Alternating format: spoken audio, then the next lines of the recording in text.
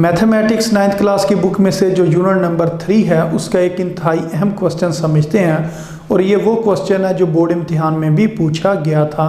तो ये क्वेश्चन कुछ इस तरीके से वो पूछते हैं कि find the value of x, कि आपने x की वैल्यू फाइंड करनी है व्हेन log 8 और इसकी बेस कितनी है 64, ये किसके बराबर है x/2 के बराबर है। तो कह रहे हैं अगर इस तरीके से ये क्वेश्चन गिवन हो तो फिर वो कह रहे हैं कि आपने बताना है कि x किसके बराबर होगा। तो इस क्वेश्चन को किस तरीके से सॉल्व करना है, तो सबसे पहले हम लिखते हैं सॉल्व और उसके बाद इस क्वेश्चन को एक दफ़ा दोबारा लिखें।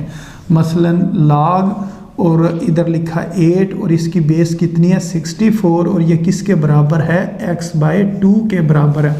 तो ये log की फॉर्म में क्वेश्चन गिवन है, इसको एक्सपोनेंशियल फॉर्म जो है उसमें इसको कन्वर्ट करते हैं, या पावर वाली जो फॉर्म है उसमें इसको कन्वर्ट करना है। तो यहाँ से ये log आप ख़त्म करें तो log की जो बेस है इसने दूसरी तरफ जाना है और ये जो चीज़ होगी इसने ऊपर पावर बन जानी। ये आपने याद रखना है कि log के जो नीचे बेस लिखी होगी वो इक्वेशन के दूसरी साइड पर जाएगी और इक्वेशन के दूसरी साइड पर जो कुछ भी लिखा होगा उसको आपने पावर में कन्वर्ट कर देना है। मसलन 8 अपनी जगह पर रहेगा और ये जो 64 है इसने इस साइड पर आना है, और ये जो इस जगह पर जो x/2 लिखा हुआ है इसको आपने पावर में लिख देना है इस तरह x/2।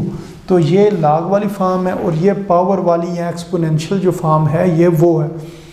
अब आपने इसको सॉल्व करना है। अब ये जो लिखा है ना 64 का मतलब ये होता है 8 की पावर 2। 8 की पावर 2 को क्या कहते हैं 64। उसकी वजह ये है कि अगर लिखा हो 8 × 8 ये किसके बराबर होता है जी 64 के बराबर होता है। जब बेस सेम हो तो पावर्स क्या हो जाती हैं ऐड हो जाती हैं। इसके ऊपर कुछ ना लिखा हो तो 1 1 है, तो 1 + 1 कितना हो गया 2 हो गया, यानी कि 8 की पावर कितनी होगी जी 2। 8 की पावर 2 किसके बराबर है 64 के बराबर है।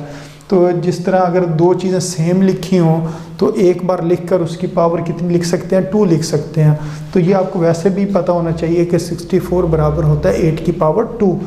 अब ये जो ऊपर लिखी ना पावर x/2 इसको हम इस जगह पर लिखते हैं, ये वाला 2 और ये वाला 2 कैंसिल हो जाएगा तो 8 बराबर आ जाएगा 8 की पावर x। अब इस जगह पर 8 के ऊपर कुछ नहीं है, अगर 8 के ऊपर कोई चीज़ ना लिखी हो तो हम अपने पास से इसके ऊपर 1 लिख सकते हैं।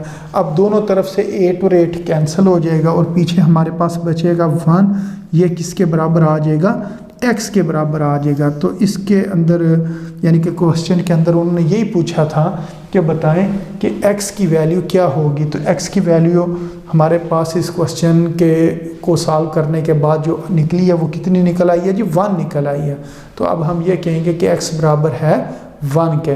तो उम्मीद है आपको इस क्वेश्चन की समझ आ गई होगी कि इसको किस तरीके से सॉल्व करना था।